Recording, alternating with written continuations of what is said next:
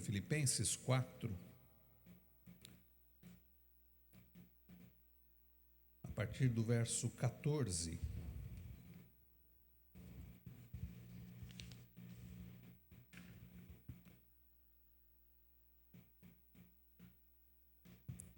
Eu vou ler, irmãos, peço que todos acompanhem com atenção, com fé, com interesse. E a palavra do Senhor para a nossa vida, para o nosso coração, diz-nos assim: no entanto, vocês fizeram bem, associando-se comigo nas aflições. E como vocês, filipenses, sabem muito bem, no início da pregação do Evangelho, quando parti da Macedônia, nenhuma igreja se associou comigo nesta questão de dar e receber, exceto vocês somente. Porque até quando eu estava em Tessalônica, por mais de uma vez, vocês mandaram bastante para as minhas necessidades.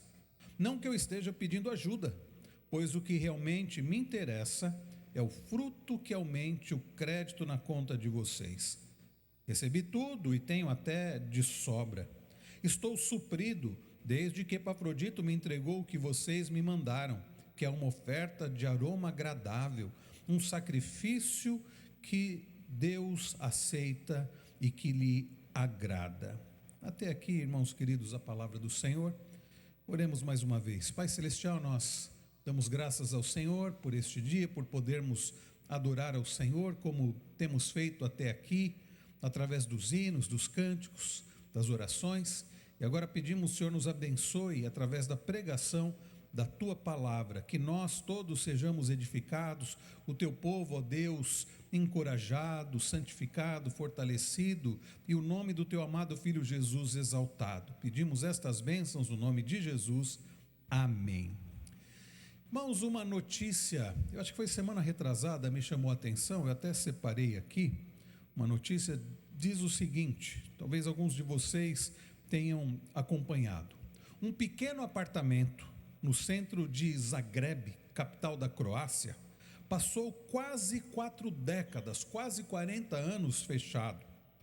Enquanto gerações se sucediam, guerras vinham e iam, governos caíam e nasciam, e os vizinhos tocavam a vida, criando filhos e netos, uma mulher permaneceu ali, silenciosa e esquecida.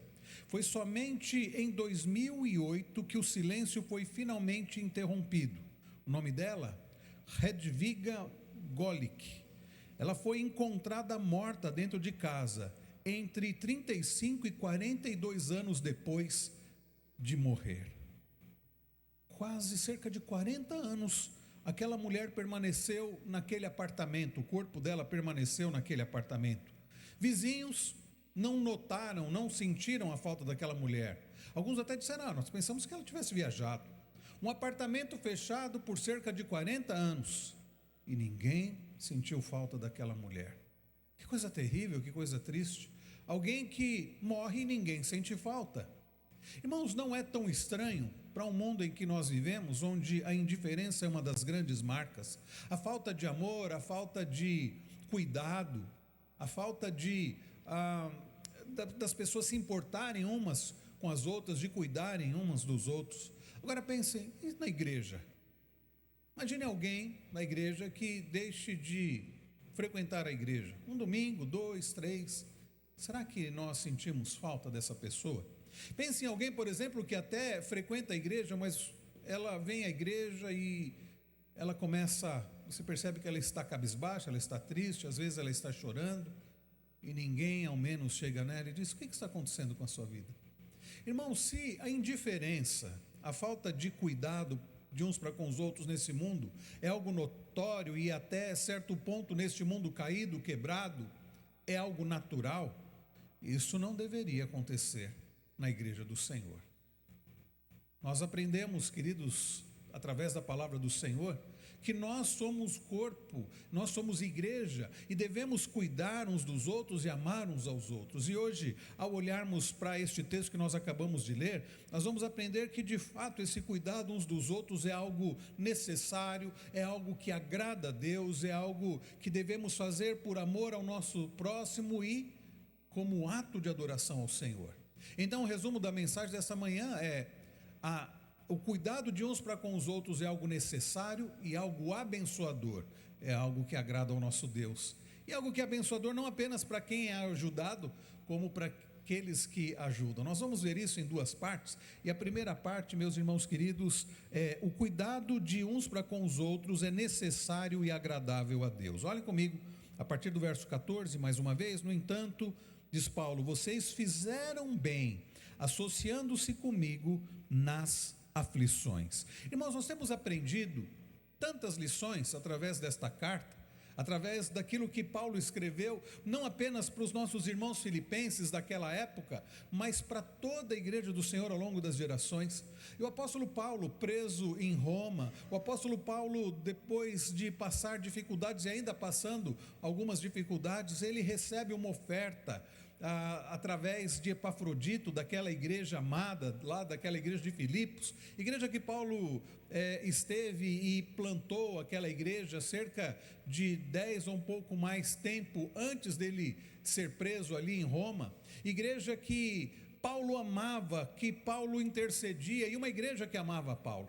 E Paulo está grato a Deus, ele escreve esta carta para agradecer a oferta que aqueles irmãos enviaram, mas Paulo também escreve esta carta para encorajar aqueles irmãos, para corrigir aqueles irmãos, e nós temos também, queridos, sido encorajados e corrigidos e abençoados através desses ensinos que Deus deixou, essa carta que Deus deixou para nós hoje.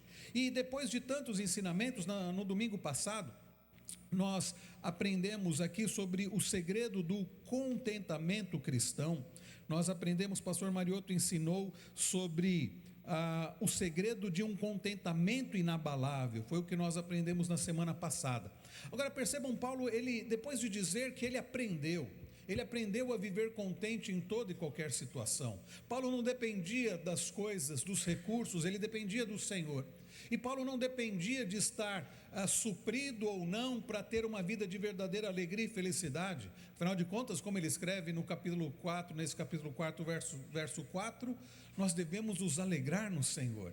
Paulo, ele diz que ele aprendeu esse segredo do contentamento, ele aprendeu a estar suprido no Senhor, a ter alegria no Senhor. O Senhor, como nós cantamos ainda há pouco, cuja bondade nos segue, como Davi escreveu no Salmo 23, bondade e misericórdia me seguirão todos os dias da minha vida, e habitarei na casa do Senhor para todo sempre. Então Paulo aprendeu a viver com abundância ou com escassez, aprendeu, mas o fato de Paulo estar satisfeito em Cristo, não significa que a igreja não deveria ter auxiliado a Paulo, porque imaginem, irmãos, a igreja receber esta carta, e ler até o verso de número 13, ler o Paulo dizendo assim: eu aprendi a viver contente em toda e qualquer situação, tanto sei ser humilhado quanto ser exaltado, tanto com fartura como em escassez, tudo posso naquele que me fortalece, e a carta parasse por aqui.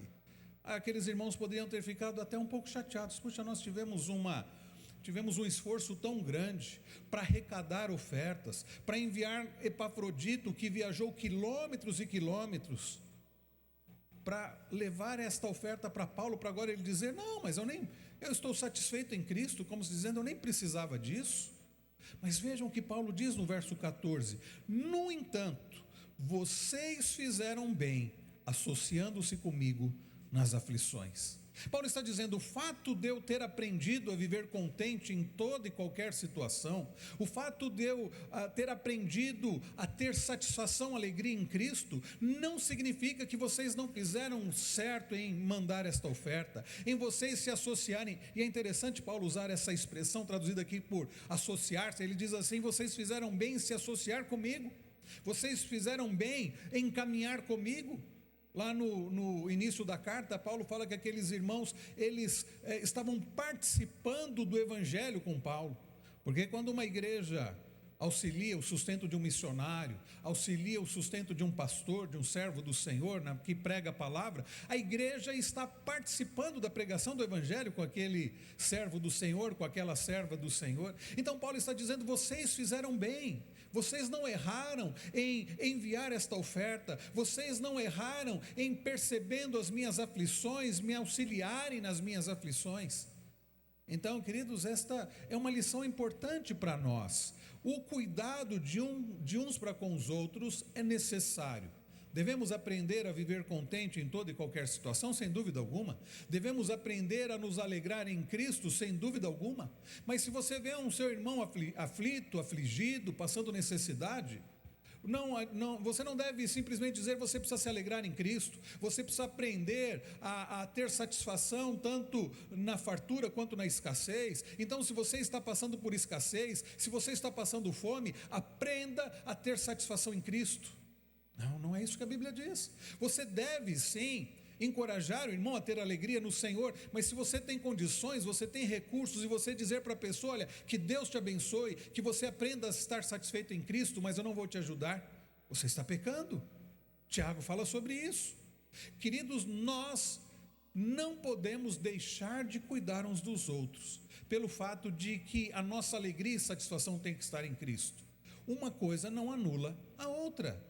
Devemos encorajar uns aos outros a nos alegrarmos no Senhor, mas isso não deve nos impedir de cuidarmos uns dos outros, seja materialmente, porque Paulo aqui está falando de uma oferta, Paulo está falando de dinheiro, sem dúvida alguma, mas não é apenas isso, seja através de um cuidado em oração, em aconselhamento, através de um ombro amigo, através do seu tempo, através do seu carinho em Cristo, um carinho de irmão. Tudo isso, meus irmãos, é prova do cuidado de uns para com os outros. Eu estou preparando a nova série que nós vamos ter nos grupos familiares lá na primeira, e a série é Mutualidade Cristã, onde nós aprendemos na Bíblia sobre o cuidado de uns para com os outros. Levem as cargas uns dos outros, e muitos desses cuidados foi o próprio apóstolo Paulo que escreveu. Perdoem uns aos outros, cuidem uns dos outros, amem uns aos outros, e tantos uns aos outros que a Bíblia fala, né? Chorar uns com os outros. Tudo isso, meus irmãos, é algo tão importante. Aliás, Jesus disse: nisto conhecerão que vocês são meus discípulos, se vocês amarem uns aos outros. Então a igreja é chamada para viver para a glória do Senhor, tendo satisfação em Cristo, mas isso não anula o cuidado de uns para com os outros. Percebam o fato dos filipenses terem condições materiais e não estarem materialmente necessitados, não significa que Paulo não deveria também pastoreá-los, cuidar espiritualmente deles. Da mesma forma como o fato de Paulo estar suprido espiritualmente não significava que os filipenses não deveriam auxiliá-lo materialmente, o fato daqueles irmãos lá em Filipos estarem supridos materialmente não significava que Paulo não deveria cuidar deles espiritualmente. Então percebam nisso que Paulo fala deles terem se associado com ele. Enquanto aqueles irmãos auxiliavam o apóstolo do Senhor a ter o que ele precisava para estar suprido, Paulo auxiliava aqueles irmãos em oração, através do ensino, para que eles estivessem supridos espiritualmente. Essa é uma associação muito edificante.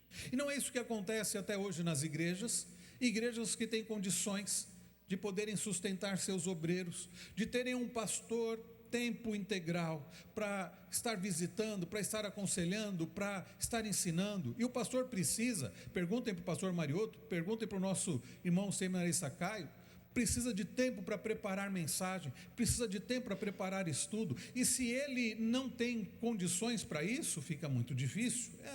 Até faz. Os primeiros anos da minha vida ministerial foram difíceis, porque eu pastoreava uma congregação, eu creio que um número menor do que os irmãos estão aqui hoje, certamente, né, Cris? A Esmirna, nós tínhamos um grupo muito pequeno, era uma congregação ainda. E eu, no seminário ainda, os primeiro ano do seminário ainda eu trabalhava à noite, e depois que eu me formei, né, e passou-se um tempo, nós nos casamos, eu e a Cris, depois veio a Ana Luísa, então eu tinha que dar aula. Deus proveu para mim poder dar aula, então eu dava aula no Senai, dava aula manhã, dava aula à tarde, houve um período que eu dava aula à noite, houve um período que eu dava aula de segunda a sexta, saía de Guarulhos para Vila Leopoldina, é uma viagem por causa do trânsito, e dava aula de sábado até o meio-dia no Senai de Guarulhos, e domingo cuidava da igreja. Mas como cuidava da igreja? era muito difícil, não tinha muito tempo para preparar sermão, não tinha tempo para visitar, não tinha tempo para atender os irmãos, mas fiz isso por alguns anos porque a igreja não tinha condições, não tinha condições. Eu me lembro quando fui para Jundiaí, depois de organizarmos essa congregação igreja em Guarulhos, e a igreja de Jundiaí já disse o seguinte: olha, nós não queremos que você continue dando aula no Senai, nós queremos você tempo integral, nós precisamos de um pastor para visitar, para aconselhar, para pregar, para ensinar, para acompanhar os grupos familiares. Só que lá eles tinham condições, e a partir dali, meus irmãos, e em princípio eu confesso aos irmãos que foi até certo ponto humilhante para mim, porque ao longo, desde os 14 anos trabalhando, desde os 14 anos recebendo o salário, quando eu entrei no Senai eu já recebia salário, mesmo como aprendiz, e sempre ofertando, e sempre dando dízimo. Num momento que eu cheguei da minha vida, que eu passei a depender completamente da igreja, eu me senti humilhado. Isso foi uma dificuldade para mim. Como que eu vou agora receber dos dízimos e ofertas dos irmãos? Mas aí Deus tratou o meu coração e me ensinou o seguinte: mas você nunca foi sustentado por você mesmo. Deus me ensinou que quando eu fui sustentado através de um trabalho na empresa, e eu trabalhei, logo que eu me formei, 10 anos como eletricista numa empresa, não foi pela minha força, foi Deus me sustentando, usando aquela empresa. Quando eu fui sustentado dando aulas no Senai, não foi pela minha força, foi Deus me sustentando. E aí Deus me mostrou, e agora na igreja, sou eu te sustentando. Ou seja, não importa se é uma empresa, se é o Senai, se é a igreja, Deus foi quem me sustentou, e é quem tem me sustentado até aqui. Agora, nessa associação, e é difícil para nós pastores, às vezes a gente fica constrangido de falar sobre isso, porque parece que a gente está legislando em causa própria, mas eu preciso dizer para os irmãos: as igrejas precisam ter cuidado com os seus obreiros, precisam ter cuidado com os seus pastores, seus seminaristas, os missionários. Aliás, há igrejas que nem têm envolvimento missionário. Nós precisamos, queridos, porque nessa associação as igrejas são grandemente abençoadas, porque elas auxiliam o obreiro, que por vezes tem que deixa o seu trabalho, e é difícil porque muitos de nós, no nosso trabalho, nós ganharíamos muito mais do que nós recebemos na igreja, mas nós fazemos esta escolha entendendo que fomos chamados por Deus e não estamos em busca de dinheiro, como Paulo também não estava em busca de dinheiro, porque entendemos que fomos chamados para servir ao Senhor, servindo o povo de Deus, através da pregação, através do ensino, através do pastorado. E a igreja, entendendo isso, ela vai sustentar esses obreiros para que eles possam sobreviver. Então essa é uma associação abençoadora. É abençoadora porque a igreja não está apenas dando, a igreja está recebendo. Porque como seria sem esses obreiros? É fato que os irmãos podem ensinar, sem dúvida alguma, mas é muito diferente, irmãos, quando a igreja tem a bênção de ter um pastor, principalmente quando é de tempo integral, para poder contar com a presença do pastor, a visita do pastor, o aconselhamento do pastor, a pregação e o estudo, quando o pastor tem tempo para se preparar. Isso é uma grande bênção. Então, irmãos, é uma associação que estava sendo uma bênção para a vida dos filipenses, estava sendo uma bênção para a vida do apóstolo Paulo, ele estava sendo suprido e a igreja estava sendo abençoada, a tal ponto de Paulo dizer: vocês fizeram bem. Então, no verso 14, essa associação entre eles estava sendo uma grande bênção. Percebam também, queridos, que Paulo reconhece o cuidado dos filipenses para com ele, e Paulo agradece. Olhem versos 15 e 16, diz-nos assim a palavra do Senhor. Verso de número 15: e como vocês, filipenses, sabem muito bem, no início da pregação do evangelho, quando parti da Macedônia, nenhuma igreja se associou comigo nesta questão de dar e receber, exceto vocês somente. Percebam, Paulo está dizendo: eu passei um período da vida, quando eu fui para Tessalônica, que as demais igrejas não se associaram comigo. Não que Paulo estivesse aqui fazendo uma crítica, nós não podemos entender claramente o tom que Paulo está usando na carta, mas muito provavelmente não é que Paulo está fazendo uma crítica às demais igrejas, porque muito provavelmente havia igrejas que até gostariam de auxiliar a Paulo, mas não tinham condições, como foi o caso da igreja de Filipos, que por um tempo não teve oportunidade. Mas Paulo diz: as demais igrejas não se associaram comigo, exceto vocês. Quantas vezes O apóstolo Paulo precisou fazer tendas para poder ter o seu sustento, porque as igrejas não podiam, né, auxiliá-lo financeiramente, materialmente, e para ele, Paulo, ele não tinha dificuldade com isso, porque ele era um fazedor de tendas, e ele então, através do seu trabalho, ele podia ter o seu sustento. Agora, é claro, irmãos, que seria muito melhor ele ter aquele auxílio das igrejas, para que, ao invés de ele gastar o tempo que ele tinha fazendo tendas, ele poderia estar pregando o evangelho, ele poderia estar iniciando novas igrejas. Mas quando não havia esse cuidado por parte das igrejas, ele fazia suas tendas, como pastores que acabam tendo, e obreiros e missionários que acabam tendo que ter a sua profissão, porque não há igrejas para sustentá-los, ou sustentá-los integralmente. Mas Paulo reconhece que naquele período lá de Tessalônica, os filipenses tiveram auxiliando a ele. E vejam o verso 16, ele continua: porque até quando... Aliás, verso de número 17: não que eu esteja pedindo ajuda, pois o que realmente me interessa é o fruto que aumente o crédito na conta de vocês. Paulo demonstra que sua preocupação maior não é com ele mesmo. Ele poderia estar dizendo: olha, vocês fizeram muito bem, porque realmente eu estava precisando muito, e o mais importante é isso, é vocês cuidarem do social. Não, Paulo não diz isso. Paulo diz: olha, foi uma grande bênção, mas isso não é o mais importante para mim. O mais importante não é o que vocês fizeram para mim, mas é que o fato de vocês terem feito isso para mim, isso redundará em bênção para vocês. Alguns comentaristas bíblicos entendem que quando Paulo coloca aqui, ele está usando aqui uma linguagem, né, ele usa a palavra crédito, ele usa palavras relacionadas aí a transações, né? Mas que ele está falando aqui, inclusive, da questão de galardão. Aumente o crédito na conta de vocês. Outros acreditam que Paulo esteja falando mesmo da bênção já aqui, porque conforme você é uma pessoa que abençoa, que é generosa, que é um instrumento nas mãos de Deus para cuidar dos outros, mesmo que não seja financeiramente, de outras formas, você já é abençoado, porque mais abençoado é dar do que receber, não é isso? Então Paulo está dizendo: vocês são abençoados com isso, e é isso que me interessa. O que mais me interessa, percebam o altruísmo de Paulo, o amor de Paulo para com os irmãos, não é o que vocês fizeram para mim. A minha maior preocupação não é comigo mesmo, mas é com o bem-estar de vocês. Então percebam, queridos, que esse cuidar uns dos outros é abençoador e é necessário.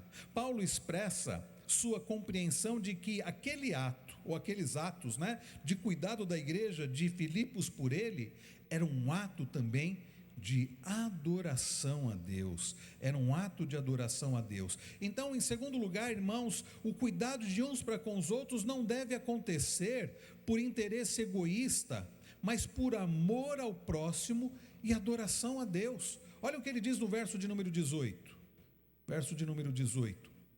recebi tudo e tenho até em sobra, estou suprido desde que Epafrodito me entregou o que vocês me mandaram, que é uma oferta de aroma agradável, um sacrifício que Deus aceita e que lhe agrada.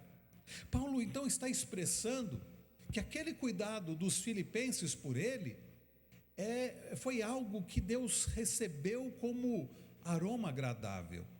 Essa expressão que Paulo usa, aroma agradável, remete ao sacrifício do Antigo Testamento. Quando os sacrifícios eram feitos no Antigo Testamento, quando o sacerdote, né, realizava o sacrifício em favor do povo, em favor de si mesmo, quando esse sacrifício subia até Deus como aroma agradável, era um sacrifício aceitável. E o fato daqueles irmãos, a atitude daqueles irmãos de enviar oferta para Paulo através de Epafrodito, Paulo está dizendo: isto é um ato de sacrifício agradável a Deus. Aliás, Paulo complementa, porque é o que ele diz no final do verso 18, ele fala: é uma oferta de aroma agradável, um sacrifício que Deus aceita e que lhe agrada, um sacrifício que Deus aceita e que lhe agrada. Percebam, irmãos, que então que nós devemos ver o cuidado de uns para com os outros como algo abençoador, como algo que não deve acontecer com interesse egoísta, mas por amor e como um ato de adoração a Deus. Quando você ajuda alguém, não deve ser para você ser beneficiado, não deve ser para que você receba algo em troca, ainda que é mais abençoador dar do que receber. Quando você vai ajudar alguém, não é por um interesse egoísta, deixa eu fazer o bem para ele, porque eu sei que depois eu vou poder ser abençoado por ele, ou ele vai me dever alguma coisa. O reverendo Ellerson esteve na primeira igreja final de semana passada, e ele comentou isso, né? A ideia de favor. Fala assim: fulano, eu fiz um favor, agora você está me devendo um favor. Bom, então não é favor. Então você fez um negócio. Porque se você faz algo para alguém e diz: agora você está me devendo, você não fez um favor, você fez um negócio. E quantas vezes, queridos, fazemos o bem para alguém, cuidamos de alguém e ficamos esperando em troca o agradecimento, o reconhecimento, ficamos esperando em troca que quando precisarmos essa pessoa vá nos retribuir. Mas não é assim que nós devemos fazer. Aliás, queridos, já pensaram se Deus fosse pensar assim? Será que Deus teria feito algo por nós? Como nós retribuímos a Deus? Nós temos condições de retribuir o amor de Deus, de fato? Nós temos condições de retribuir o que o Senhor Jesus fez por nós, dando a vida por nós? É fato que nós devemos a nossa vida e devemos viver para a glória dele, em adoração, mas nada disso, de fato, pode pagar o que Deus fez por nós. É por isso que, em geral, eu nem uso muito a palavra obrigado, Senhor. Eu digo, graças te dou, Senhor.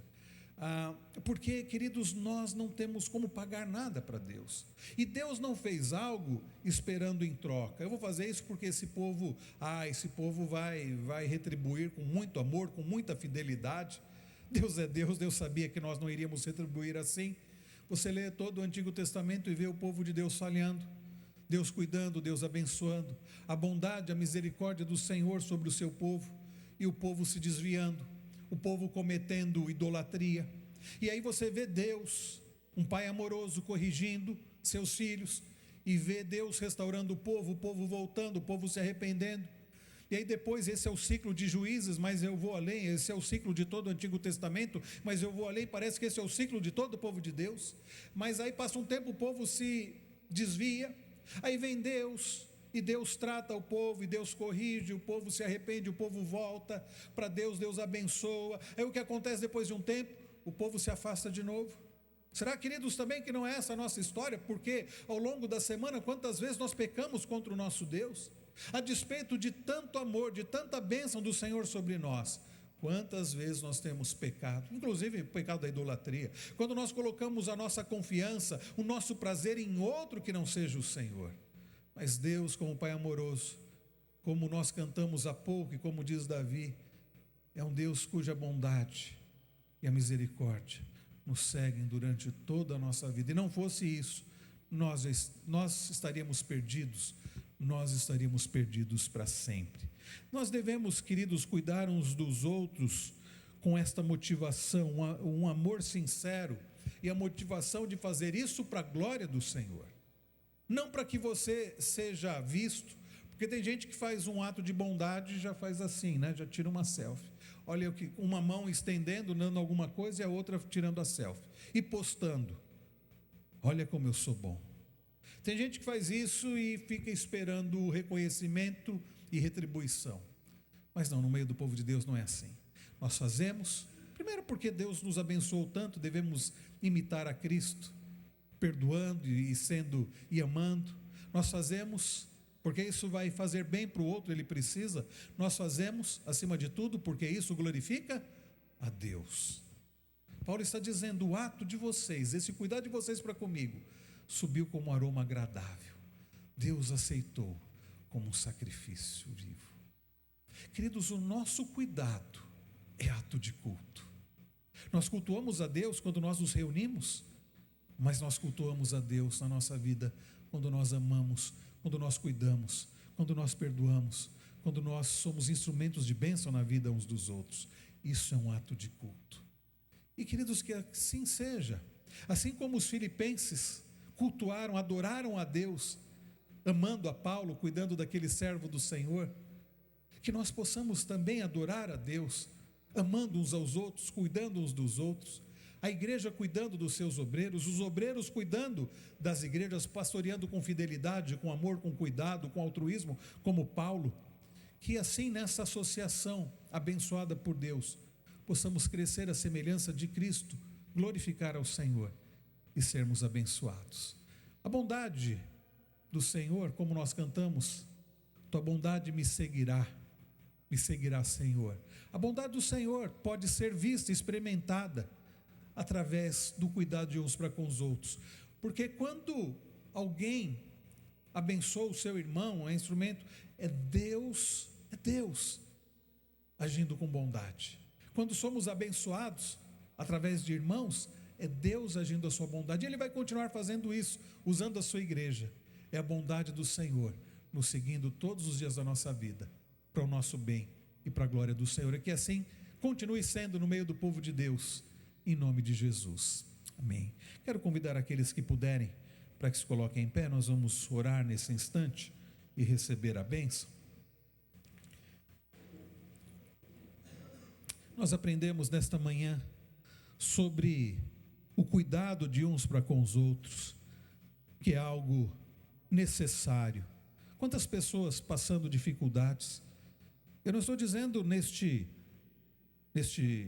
ao redor do mundo, estou dizendo, quem sabe ao nosso redor, quem sabe na nossa própria igreja, que nós não podemos ser indiferentes, não podemos ser negligentes, não podemos ser egoístas. Diga: Senhor, perdoe-me pela minha indiferença, pelo meu egoísmo, pelas vezes que não notei, pelas vezes que notei e não fiz nada, do sofrimento, da necessidade do meu irmão, quer seja necessidade material, emocional, espiritual.